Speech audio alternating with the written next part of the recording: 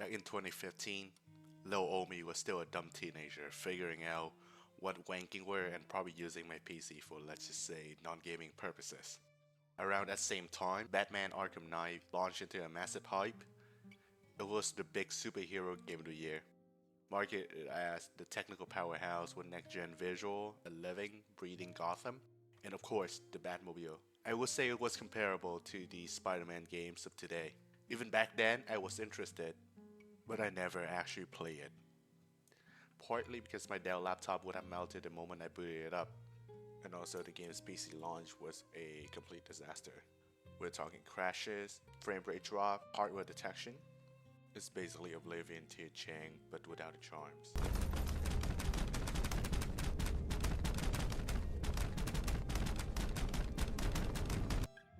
Hotfix upon hotfix came out, and Batman Arkham Knight kinda being reduced to somewhat of an iconic launch, but not for the good reasons. It was almost comparable to what Cyberpunk 2077 did when it was launching. But it's now 2025. The game had 10 years of patches, and I figured, why not? Time to see what the fuss is finally about. Games open with Joker's corpse being cremated. Jim Gordon likes the fire himself. It's quiet, a little bit too quiet. I was waiting for the cheap scare, maybe his eye opening at the last second, perhaps some dramatic music sting, but no, it plays straight. Then Gordon narrated, "It's been 9 months since the Joker's death, and Gotham has been suspiciously quiet. And in his word, war is coming." Then we get to Control. You are a beat cop in a diner. People are complaining about a shady customer. So you walk over, tell him to knock it off, and he'd respond by turning into literal nightmare fuel. Suddenly, everyone is a demon. People are screaming, the diner is on fire, and your screen is losing its mind. Classic scare bait. Just like that, you are dropped into the tutorial, or what feels like a tutorial. It's deceptively long. The game insists on slow walking you through mechanic you have already likely seen in the previous Arkham game. Stealth, combat, gadgets, but without the same flair or pacing from Origin, where it is tight-fitted into one segment. It's trying to be cinematic, but also trying to teach you at the same time, and ends up dragging its feet in both directions. The tutorial segments drag out for what feels like 4 or 5 hours. It starts simple enough. Here's how to use the Batmobile, followed by here's how to fire the gun on your Batmobile, and then how to turn on detective mode in your Batmobile. At a certain point, it feels less like a tutorial and more like being force-fed a buffet of mechanic that I could have easily figured out with 10 minutes of experimentation. The game doesn't want to trust you, the player. It wants to hold your hand and then duct tape that hand to yours. But in the middle of all this mandatory babysitting, the main plot does manage to squeeze itself in. Scarecrow threatening to detonate a bomb in Gotham, and blast radius will be the entire East Coast. Naturally, Batman has to stop him. Meanwhile, a private militia has taken over Gotham, fully equipped with drones, tanks, high-end techs, and apparently zero concern for any other major US city. You started seeing him everywhere, from random goon in the back alley to armored convoy on the street. Eventually, you trace Scarecrow fear-toxin production in a chemical plant. Things escalated. Oracle, you trust the off-screen guy, help tracks him, but as you are closing in, you are intercepted by the game's new original villain, the Arkham Knight. Mysterious, heavily armed, and deeply familiar with Batman's tactic. He knows your move, your weaknesses, and even your identity. Probably. The game really wants you to ask, who is the Arkham Knight? And will keep shoving that question at you every 10 minutes or so for the next 20 hours. After you claw your way through a chemical plant filled with tanks and conveniently placed goon pointing out where you need to be, the game decides it's time to get real personal. The game gives you a peace of mind for a minute. You are left walking as Jim Gordon into Batman's holding cell in the Panessa studio. You see people who looks like a bunch of Joker cosplayer. Not because they just finished watching Joker number 2, but because Joker's blood has begun rewriting their minds. Batman explained it. The people behind the glass aren't transforming into another monster. They are becoming him, Joker. The game pans out to an empty cell. Gordon asks why it's still vacant. There's one patient still missing, he says.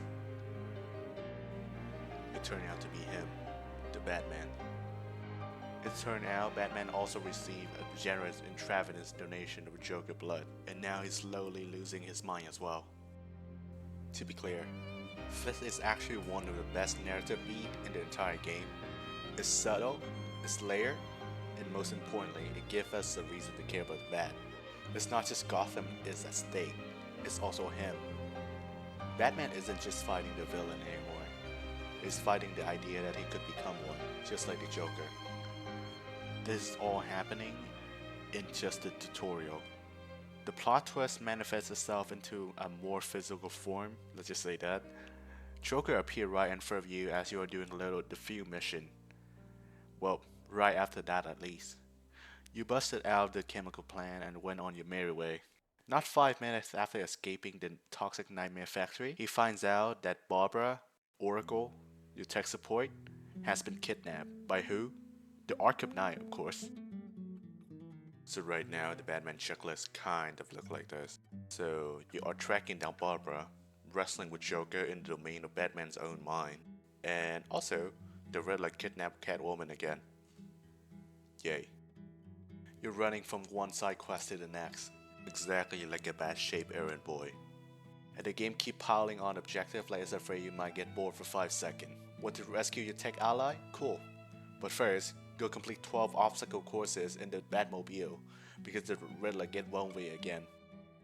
I hated every second of the Enigma side quest, and I think most people would as well. It is so aggressively disconnected from the Scarecrow plotline that it almost feels like you're playing a different game entirely. In fact, if you told me the Riddler questline was the real campaign all along, and the Scarecrow stuff was the B plot, I would probably believe you. Because that's where the game throws all its complexity, time sequence, precise driving, character rescue, logical puzzle. Also, not to mention, all of this is not optional if you really want to get the true ending of the game. It's not even halfway into the video and I have been really critical thus far.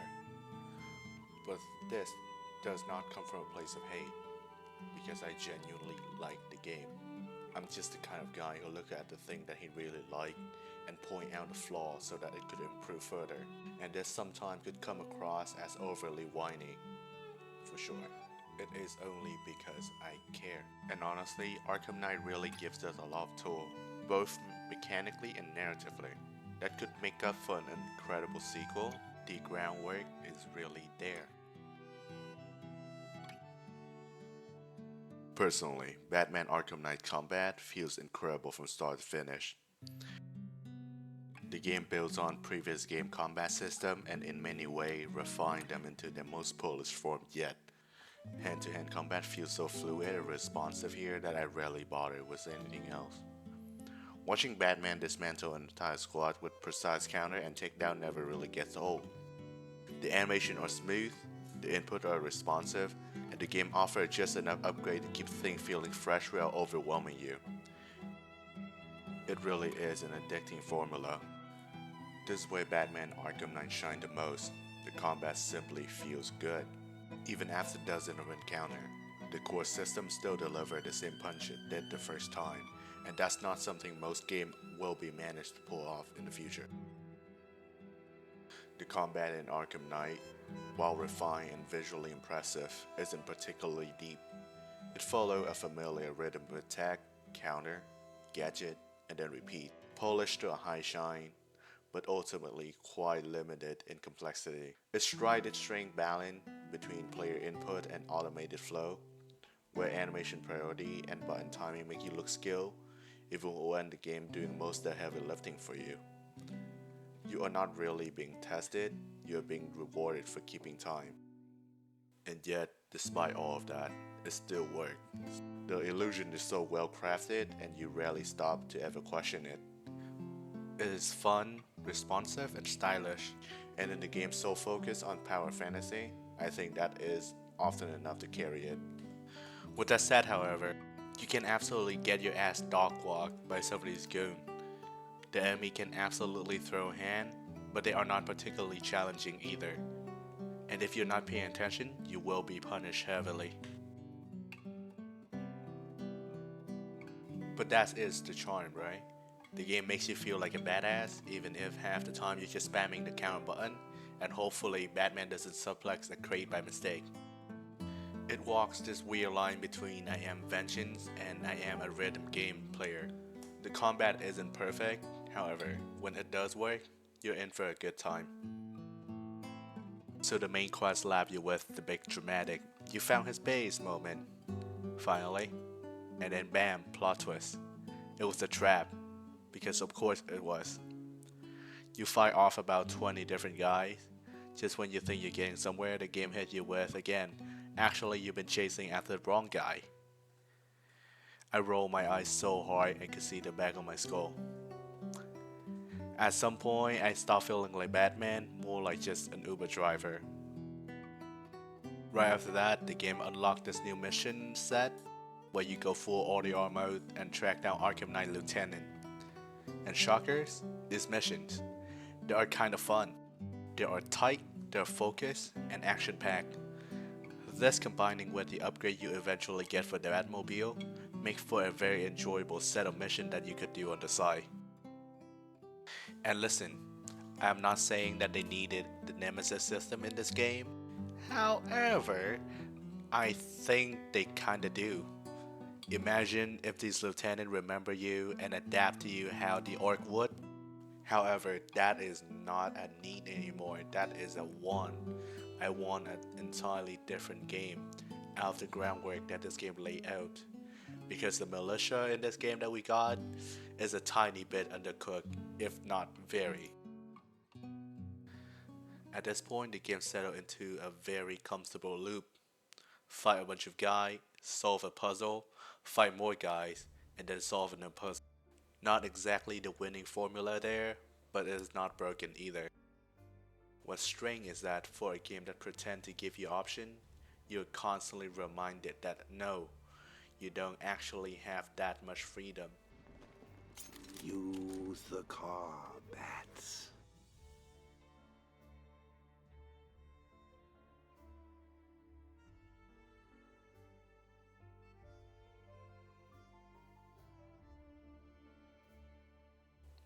You cannot brute force your way through most of the puzzle. You cannot just blow everything up with the Batmobile and call it a day. Technically, you do have choices. You can approach situation in many different ways. But however, it still feels like being handed a fully stocked toolbox and then being told, actually use the island key for every problem, especially the one that needs a hammer. This problem applied to the spaceship level, because no matter what you do, what you want to do, the game railroads you into fighting, even though you want to stealth through the entire level. It is a weird kind of restricted freedom. You're a Batman, sure, but only the Batman who solves problems exactly the way Rocksteady want you to. Step outside of that lane and you are suddenly ran out of options. The choice to do everything is in the game, but you do not get to access that choice the first time around at least. It's very odd. And yet I wasn't fully checked out, because despite the repetition, the game still dangle enough story meat in front of you to keep you chewing. Occasionally it even hit you with something great, an emotional high point, a well-framed cutscene, a moment where you actually feel like the bad. So I'm not complaining, I'm just observing the pattern and accepting that this game isn't asking you to think. It asks you to simply follow along. Oh, and Barbara kind of died. At this point in the story, the focus shifts to stopping the cloudburst. Scarecrow plans to drown Gotham in a city-wide amount of fear toxin. To stop it, you are forced to ally with Poison Ivy, who ironically you arrested at the very beginning of the game.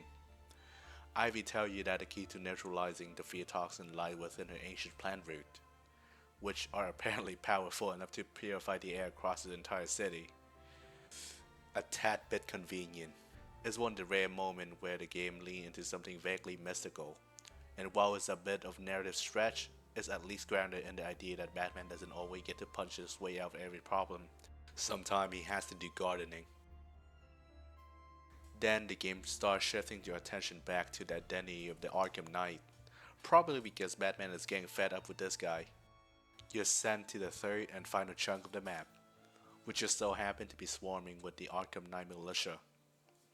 This part really highlights the game illusion of freedom. The area is dense with patrol, drone, watchtower, and tank, but despite the open layout, there's only ever one correct way to handle most of the encounters.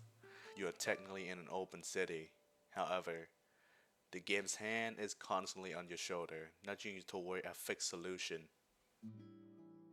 The pacing here slows down to a crawl, mostly because you're forced to take out any outpost, watchtower, etc. And while the identity of the Arkham Knight is being dangled in front of you like a carrot, the game isn't quite ready to let you have it yet. I mentioned earlier that the graphic in Arkham Knight still holds up, and that's not just the nostalgia talking. It's especially noticeable during this part of the game. Fountain Island is soaked in atmosphere, neon light flicker in the rain, fog clinging onto the street, flames smolder in wreckage, and the rain just never stops. It's not ultra realistic by modern standard. However, the art direction is so sharp and so confident here that it doesn't really even matter. You are not looking at a perfect Gotham. You're looking at a very dramatized version of Gotham that understands how to use color, lighting, and framing to evoke mood. It sells the idea of Gotham that on the edge of collapse better than any over-designed, hyper-detailed modern city ever could. And to be honest, I don't often care much about graphics, but when I look at this game and then compare it to the title coming out in 2025, I cannot help but notice how stagnant visual has been. There is this illusion that games are always moving forward, always getting better looking, but that is not really true. We are 10 years out from this game release, and in a lot of ways, this game still looks more visually striking than a lot of the AAA title. There were a few instances where the game automatically adjusts my setting to low, likely due to some issue with the hardware detection, but interestingly, I didn't really notice it until I checked manually. The art direction is strong enough that even at lower setting, the game is still able to communicate the crumbling Gotham through visual alone. It speaks to how well the game aesthetic holds up, regardless of technical compromises. It's not about texture resolution or ray tracing, it's about how the game communicates its world through lighting, atmosphere, and visual composition. Arkham Knight may be nearly a decade old, but still a visual eye candy, and it understands exactly how to show you Gotham in a way that feels alive, oppressive, and cinematic. I took a few breathers from the main quest line here and there to tackle Gotham's side content. If I had to describe the pacing of the game musically, the main quest is this blaring guitar, loud, dramatic, always in your face, while the side quests are more like a subtle bass line, humming beneath the surface and giving the city its rhythm. The side quests themselves are hit or miss. Some feel like you're dragging your feet just to pad the runtime and feed that 100% meter. Now, the Riddler side quest, universally hated by almost everyone I've spoken to, absolutely live up to reputation, and I think it's fitting. His puzzles aren't so much fun challenges as they are mildly frustrating. You get the sense they were designed less to entertain and more to see how long player would tolerate being annoyed. And the reward for sticking through this gauntlet? Saving Catwoman. It felt like a litmus test. Some of them are still surprisingly fun and creative, however. But man, fuck the driving levels. Compare that to the Arkham Knight Militia mission, which were blunt, fast, and violent, very much his whole vibe, of which through some plot development, Slade or Deathstroke takes over. His mission encourages you to punch your way through everything, because Arkham Knight doesn't waste on playing Sudoku, and in that sense, the side content reflect the villain in charge of them. It's very consistent. There's a bunch of them across the city as well. And honestly, I'd probably spend more time on those than the actual main story. Since combat is the primary focus of Arkham Knight, having side missions like the Perfect Crime provide a welcome change of pace. Without this diversion, most of my playtime would have been confined to the main story. which, relative to the overall length of the game, isn't particularly extensive. These side missions will help fill out the experience and prevent the core gameplay from becoming too monotonous. In the end, the core gameplay loop, as I said before, is you do a puzzle, then a fight, puzzle, then a fight, then another puzzle, and then another fight. It could get old pretty quickly. I think I've made my thought on the Batmobile fairly clear, but to elaborate, it's a system that works about half the time. When it does, driving through Gotham feels excellent. There's a real sense of power and speed, and it's captured the fantasy of controlling a high-tech tank with finesse. But the other half of the time, it feels restrictive and awkward for me at the very least. This has become especially apparent during missions involving Firefly chase or tank battle, where the game essentially soft-lock you into specific driving or battle mode. You're not really allowed to disengage or approach the encounter more dynamically. Until the late game, you're often forced to handle them in the exact way the dev intended. That lack of flexibility makes this segment feel more like chore than empowering. It is hard to call this a personal issue when so many people have talked and shared the same complaint on the Batmobile. Almost everyone seems to have a problem with it in one form or another. I'm not saying the system is fundamentally broken, but it clearly could have been improved upon. It is an interesting idea that ends up being overused, often at the expense of pacing and player freedom. I decided to return to the main quest, which take you back to the movie studio where Batman is holding the Joker-infected patient. Harley Quinn shows up here and attempts to free the patient herself. This section also includes one of Batman Arkham Knight more underutilized, but genuinely enjoyable mechanic, partner combat. You partner up with Tim Drake and gain the ability to switch between him and Batman during combat, executing coordinated takedown, stealth, and combat alike. These sections are short but incredibly well executed. Each partner, whether it's Tim, Selina, or Dick, in their own respective mission, has a unique style that complements Batman's own combat style, and the transition between characters are seamless. It is a feature that doesn't overstay its welcome and adds a fresh dynamic that I wish the game leaned into more often. I believe that the game leaned into that more often in the DLC, but I am not entirely sure because I haven't shelled out money for it yet. A plot twist here, though likely foreshadow, is that Henry Adam turned out to be infected after all. He simply hit it better than the others. If you look closely, the game does hint at this through subtle changes in his appearance compared to earlier scene, where he was first shown through the eye of Jim Gordon. Following this, Tim argued that Bruce needed to be contained. With the Joker infection worsening and no clear path to a cure, he feared what could happen if Batman loses control. What follows is a literal guilt trip, an internal sequence that reflects Bruce's psychological decline with chasing Todd death being in the past and how Joker tortured him. This played through 3 sequences, with Jason slowly being broken down and losing his morale, ending with Jason's demise.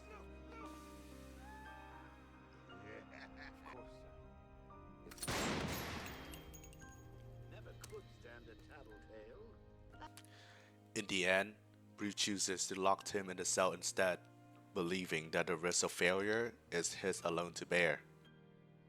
You get a very clear look into Bruce's psyche and sort of understand why Tim is as restricted as he is throughout the entire game, and how Barbara's supposed death affects him. You fight your way through the city in search of Poison Ivy's second plan. All the while, the Arkham Knight bitch fit continue.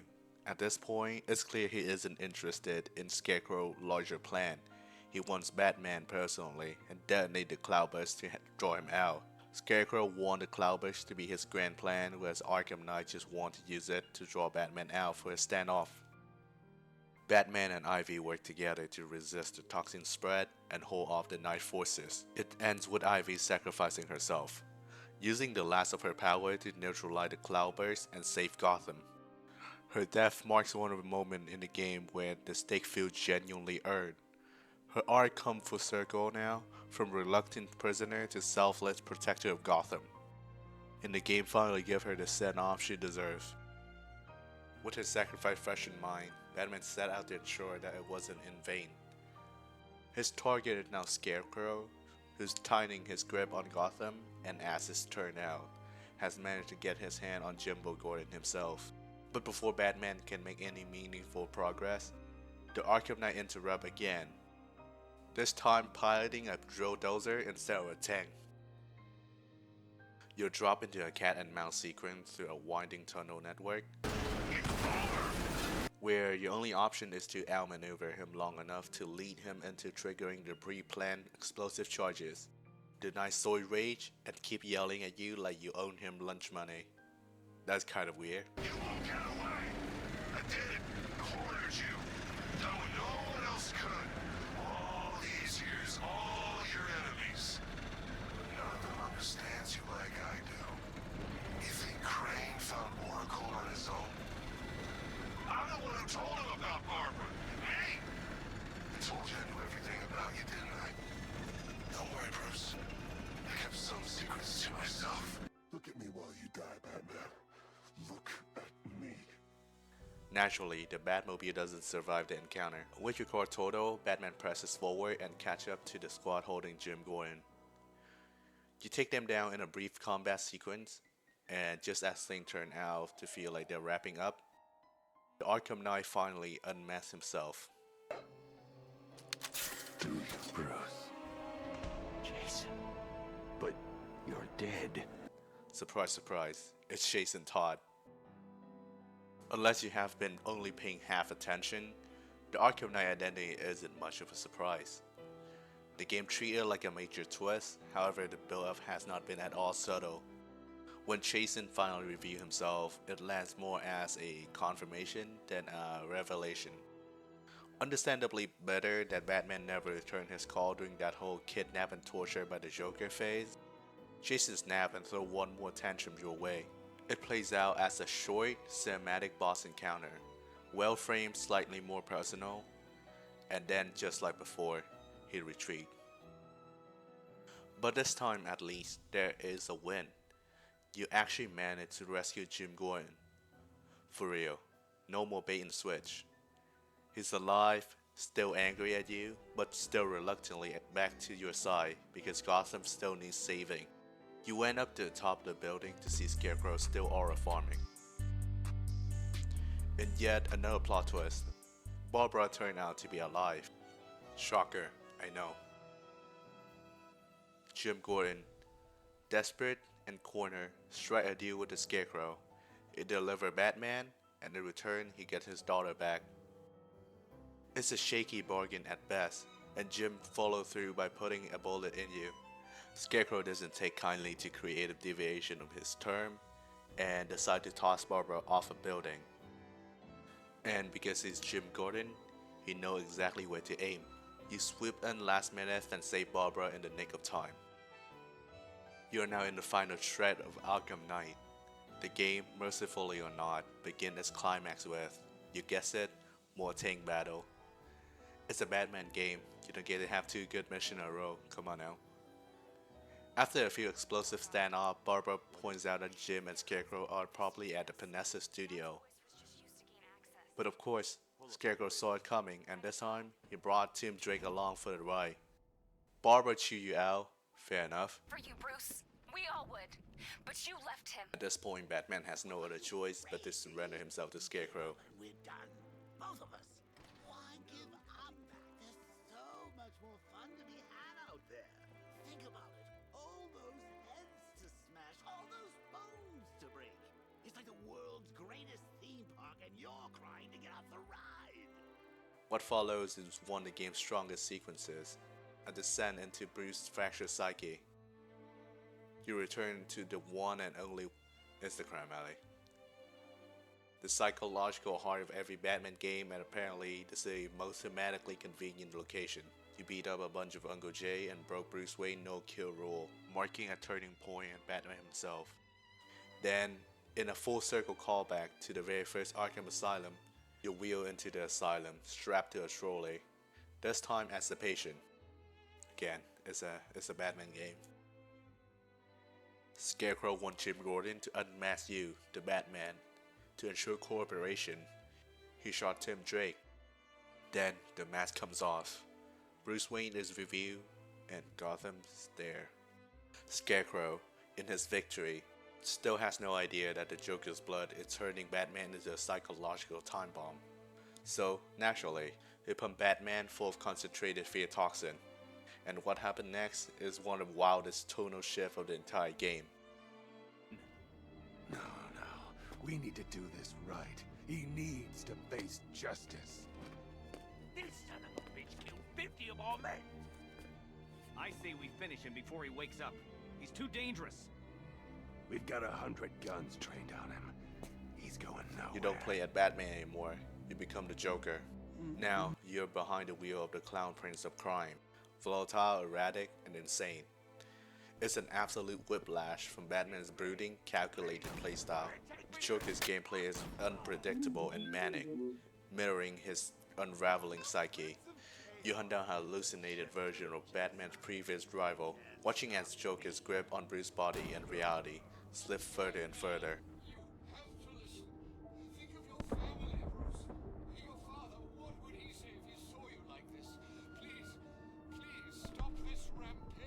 Oh, Alfred, sweet, loyal Alfred. Master Bruce is gone. But don't you worry, your new master's coming home. But then the tables turn. Scarecrow upped the dosage even higher, and now it's Joker who's trapped in Batman's mind. Inside his mental prison, Joker starts to unravel. Oh, wait a minute. This isn't my grave. Oh, no, it's too small. It's all overgrown. Where's the head? It's it. Oh, right. I get it. They forgot about me. Very funny, bats.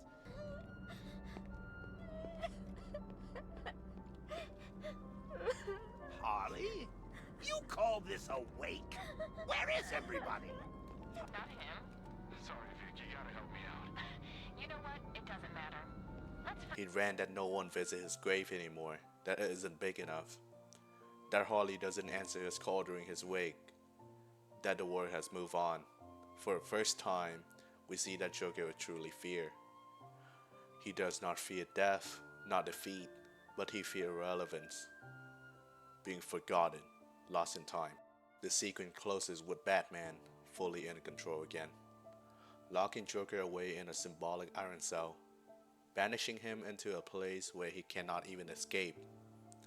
Deep within himself, deep within his psyche. I almost felt bad for the Joker. Gosh. I am vengeance. I am the Knight. I am Batman.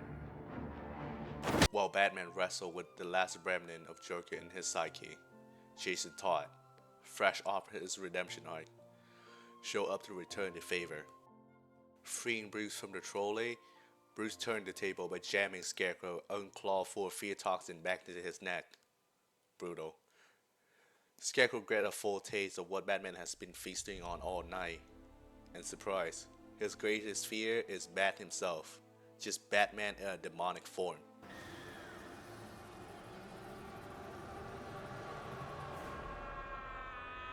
And as the Scarecrow groveled, Jim Gordon stepped in, just clock his ass. The good old Gotham backhand.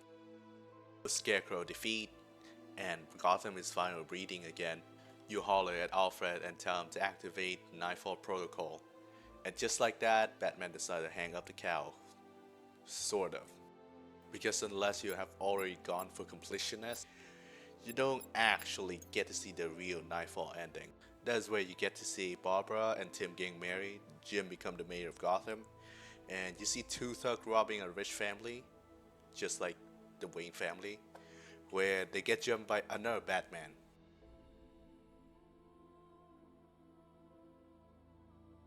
What you get is basically a watered down version of that, where you see the credit roll after seeing Batman and Alfred allegedly kill himself. When I were a boom, am I right? Batman Arkham Knight is ultimately a very fun but mixed experience. There are aspects of the game that are finely tuned and very enjoyable, and others that feel as though they are not fully being realized or perhaps overstay their welcome. When the game works, it really works. The combat system, while simplified in some way from previous entry, still feel responsive and very smooth. The additional environmental takedown and team up mechanic add just enough variation to keep encounter engaging for the majority of the game. Stealth remains a strong point, and the core loop of gliding, grappling, and navigating the city continue to be enjoyable even years after release. Gotham itself is beautifully realized, crumbling, dreadful, and alive, all at the same time. However, much of Arkham Knight design feel overly focused on expansion for the sake of scale. This is especially true in regard for the Batmobile. While it's a fun addition at first, the frequency and forced nature of its use become grating. Tank combat interrupt narrative flow, appear in missions that could have been designed with a more thoughtful approach, and feel disconnected from what made the previous Arkham games so memorable. The Riddler side quests, in particular, become emblematic of this bloat. Technically competent, but unreasonably overstuffed, padded, and often tedious. Narratively, the game attempts a more introspective approach.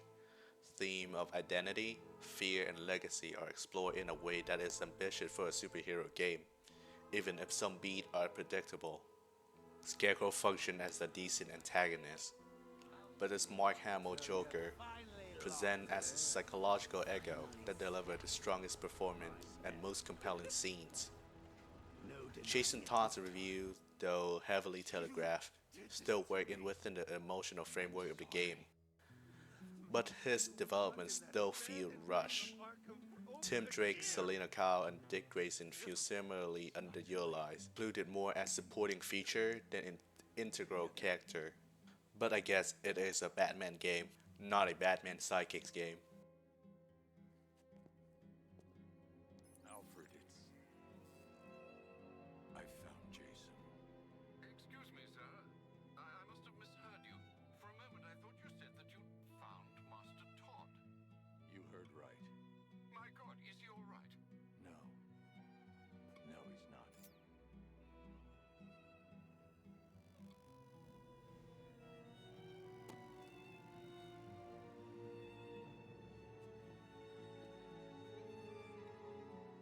I played Arkham Knight 10 years after its release, and surprisingly, it still managed to feel worthwhile. The way gave the experience in a kind of retrospective clarity. The discourse is already settled, and the expectations are no longer inflated. And what remained was the game itself, critiqued in its own term.